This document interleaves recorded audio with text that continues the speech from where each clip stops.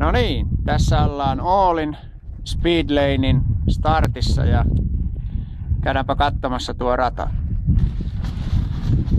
Tästä lähdetään.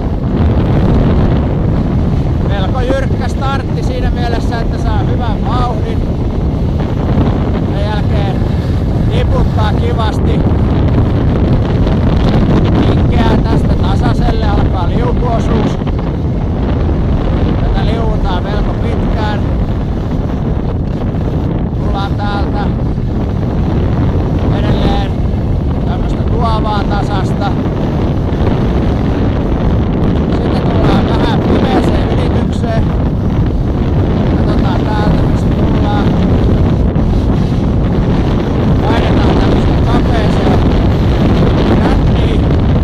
Ja sitten tulee vähän radan merkkauksesta riippuen 2 tai 3 kepin pitkä, joka kääntää tässä tapauksessa nyt tommonen 270 astetta.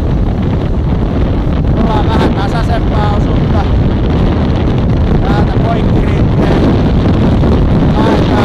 Lähdetään pitkällä taas laittamaan vähän jyrkemmälle osuudelle. Laitetaan täältä tähän vaihtoehtoisen reitin yhtymäkohtaan, jota ehkä toisena päivänä lasketaan. Ja työnnetään tulemaan jyrkälle. Sitten tullaan tämmöiseen taas pitkään, jossa on selkeästi ulkojalka alempana. Lasketaan koko tää osuus ulkojalka alempana. Laitetaan vähän alaspäin.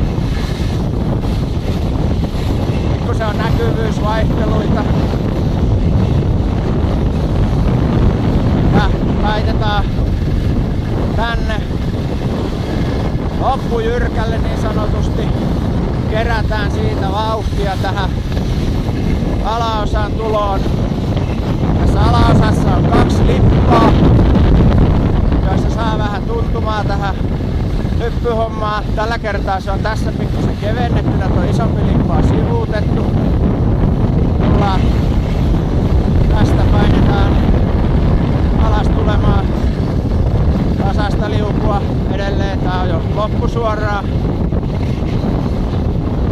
Ja sitten tullaan tästä tähän viimeiselle hypylle. Ja tästä tuuletellaan maaliin ja otetaan vauhti pois. Eli tämmönen on yksi hyvin tyypillinen versio tästä Oolin Speedlaneista. Tuodaan vielä lopuksi katsaus tonne ylärinteeseen, miltä se näytti.